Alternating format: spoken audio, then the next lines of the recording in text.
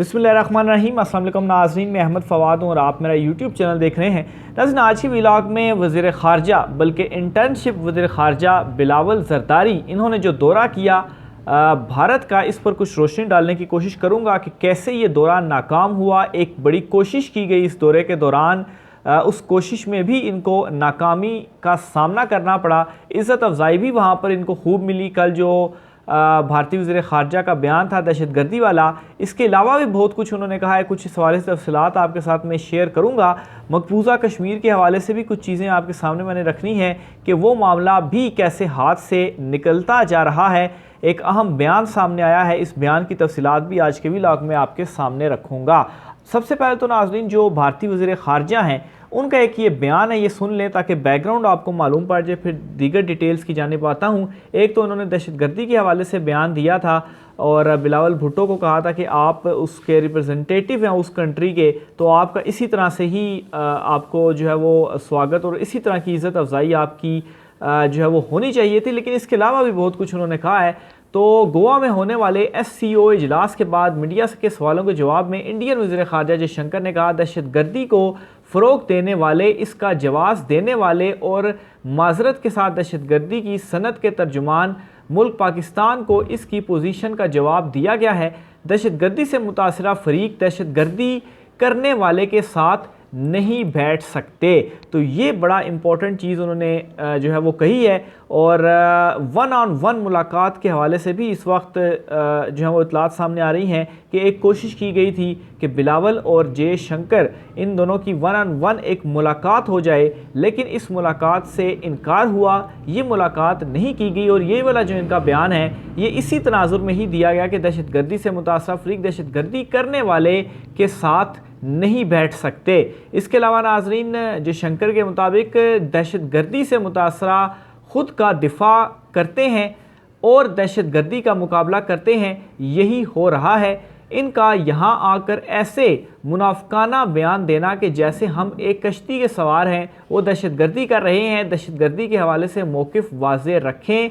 जयशंकर ने कहा कि चीन पाकिस्तान की राहदारी के हवाले से SCO इजलास में वाज़े किया गया कि राब्ते तरक्की के लिए अच्छे हैं, लेकिन राब्ते इलाकाई खुद मुख्तारी और सालमियत की खिलाफ वर्जी नहीं कर सकते। तो ये वो एक बयान था जो कि उन्होंने दिया, जिसके बाद और साथ में अगर आपको मुलाकात 1-on-1 जो कोशिश की गई थी, अगर ये मुलाकात से इनकार हुआ तो सबसे पहली बात तो ये थी कि आपको भारत जाना ही नहीं चाहिए था। और इमरान खान साहब की जो अपनी उन्होंने जो एक इक़दाम किया गया था मकबूजा कश्मीर के हवाले से 2019 वाला 370 का जो लागू किया था भारत ने, उसके बाद जो इमरान खान साहब का एक स्टांस था, जो इमरान खान साहब ने एक पॉलिसी दे दी थी, उस पॉलिसी के ऊपर अमल करना चाहिए था। ये आज एक मरतबा फिर से प्रूव हुआ।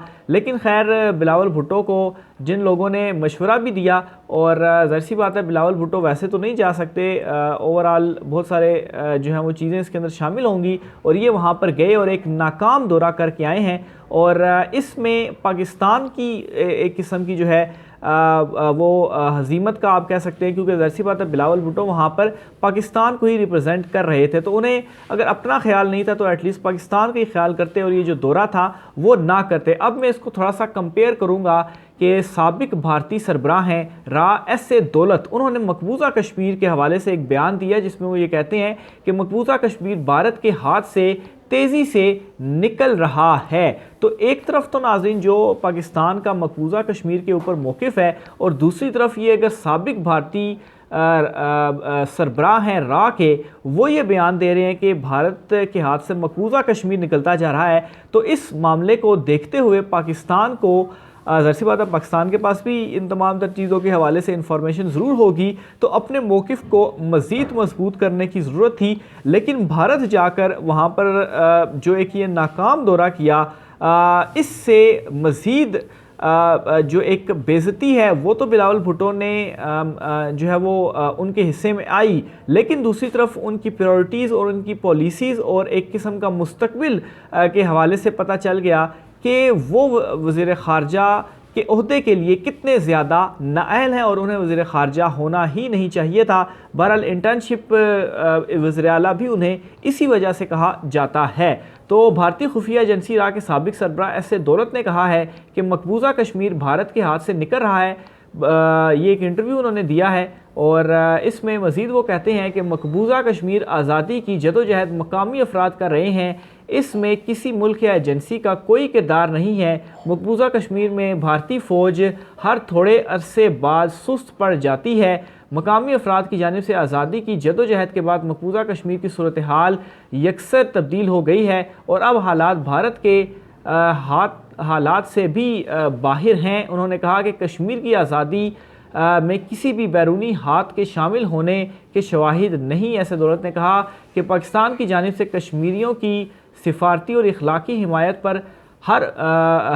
हर फोरम पर जारी है, जबकि आज़ादी की तहरीक भी मकामी अफराद की उमंगों की तर्जुमानी करती है। उन्होंने कहा कि मकबूजा कश्मीर में भारतीय फ़ौज के हौसले पस्त हो रहे हैं, जिसे दुनिया देख रही है, जबकि कश्मीर में आज़ादी की मुसल्लह जदोजहद करने वाले भारतीय फ़ौज की निस्बत ज़्यादा होशियार और 4 हाथ आगे हैं। तो ये बहुत ही इम्पॉर्टेंट बयान है मकबूजा कश्मीर के हवाले से जो कि एस ए दौलत की जानिब से दिया गया है। और इस सारी सूरत हाल के अंदर अगर पाकिस्तान वो पॉलिसी जो कि इमरान खान साहब का मौक़िफ़ था उसके ऊपर रहती तो इसमें मज़ीद मजबूती एक पाकिस्तान को मिलती, लेकिन इन्होंने भारत का दौरा किया। इस दौरे के मौके पर बिलावल ज़रदारी की जानिब से भी बयान तो दिया गया कि 2019 वाला जो फ़ैसला है, जो पाकिस्तान की पॉलिसी है, पाकिस्तान अपनी पॉलिसी और जो उसका मौक़िफ़ है उससे पीछे नहीं हटा, लेकिन ज़ाहिर सी बात है ये जो दौरा किया गया है ये ज़रूर कहीं ना कहीं जो किसी जगह पर इम्पैक्ट ज़रूर डालता है। तो बहरहाल जब ये जयशंकर की जानिब से मज़ीद बयान एक सामने आया है, इस पर जब कराची पहुँचे बिलावल भारत से ये 2 रोज़ा दौरा करने के बाद, तो इस पर उन्होंने भी लबकुशाई जो है वो की और उन्होंने ये कहा है कि इस बयान के ऊपर तबसरा दिया कि बीजेपी की कोशिश है कि हर मुसलमान को दहशतगर्द दिखाया जाए। उन्होंने कहा कि इंडिया की तनकीद के पीछे इनके अपने अदम तहफ़्फ़ुज़ का एहसास है। हमने इंडिया की सरज़मीन पर पाकिस्तान का मुकदमा लड़ा है। तो बहरहाल मज़ीद वो कहते हैं कि इंडिया कश्मीर पर अपना एक तरफ़ा फ़ैसला वापस नहीं लेता तो बात नहीं होगी। तो बहरहाल ये वाला एक जो इनका बयान है इसको मेरे ख्याल से अप्रिशिएट करना चाहिए। ये एक अच्छा उनका बयान था कि जिसमें उन्होंने एटलीस्ट ये कह दिया कि हम जो अपनी पॉलिसी है, जो हमारा मौक़िफ़ है पाकिस्तान का, हम उससे पीछे नहीं हटे। लेकिन नाज़रीन दूसरी तरफ एक नाकाम दौरा था जिसमें बिलावल भुट्टो की जो है वो खासी बेइज्जती भी हुई और ज़ाहिर सी बात है बिलावल की बेइज्जती पाकिस्तान को रिप्रेजेंट कर रहे थे, तो इसमें पाकिस्तान की भी एक किस्म की इंसल्ट है, ख़ास तौर पर ये जो बयान दिया गया है भारतीय वज़ीर ख़ारजा की जानिब से। दूसरी तरफ नाज़रीन सुप्रीम कोर्ट से एक अहम और बड़ी ख़बर है, वो ख़बर जो है वो मैं आपके सामने रखता चलूँ। मामला इस तरीके से है कि सुप्रीम कोर्ट ने वज़ारत दिफ़ा को 1 लाख रुपये का जुर्माना किया है। अभी मामला क्या है, वज़ारत दिफ़ा की तरफ से निजी कंपनी के ख़िलाफ़ मुआहदे की खिलाफ वर्जी करने पर सुप्रीम कोर्ट ऑफ पाकिस्तान में 9 करोड़ रुपये वाजबात वसूली की दरख्वास्त दायर की गई थी। जस्टिस जमाल बंदोखेल ने अपील पर 4 सफ़ों पर मुश्तमिल तहरीरी फ़ैसला जारी किया, जिसके मुताबिक वज़ारत दिफ़ा की वाजबात के हवाले से अपील गैर संजीदा करार देते हुए नाकाबिल समात करार देकर खारिज कर दी गई है। और इस फ़ैसले में उन्होंने ये कहा है कि दरख्वास्त गुज़ार वज़ारत दिफ़ा की तरफ से कानून का गलत इस्तेमाल वज़ारत दिफ़ा की तरफ से कानून का गलत इस्तेमाल किया गया। अपील और वाजबात वसूली का दावा गैर संजीदा है, जिससे अदालत का इंतहाई कीमती वक्त ज़ाया हुआ। वज़ारत दिफ़ा को गैर संजीदा अपील करने पर 1 लाख रुपये जुर्माना आयद किया जाता है।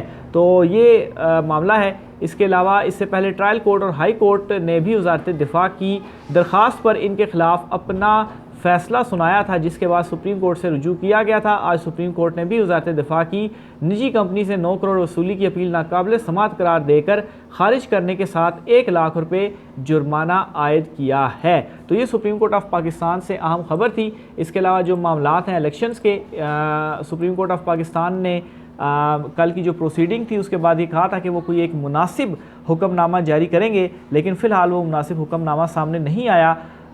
2 रोज़ हफ्ता और इतवार ये लगेंगे और गालबन मंडे वाले दिन इस वक्त प्रिडिक्शन सामने आ रही है कि मंडे वाले दिन सुप्रीम कोर्ट ऑफ पाकिस्तान कोई बड़ा फैसला जारी करने जा रहा है। जो भी मामला होते हैं इस वाले से आपको आगाह करते रहेंगे। राय का इज़हार करना है आपने कमेंट बॉक्स में। ख़ास तौर पर बिलावल भुट्टो की जानिब से ये दौरा किया गया और वहाँ पर ये जो बयान सामने आया, बिलावल भुट्टो को ये दौरा करना चाहिए था या नहीं करना चाहिए था, अभी तक तो जो चीज़ें सामने आई हैं उसके मुताबिक तो एक नाकाम दौरा था। राय का इज़हार कीजिएगा। आज की व्लॉग से इतना ही, मुझे इजाज़त दीजिए। अल्लाह हाफ़िज़।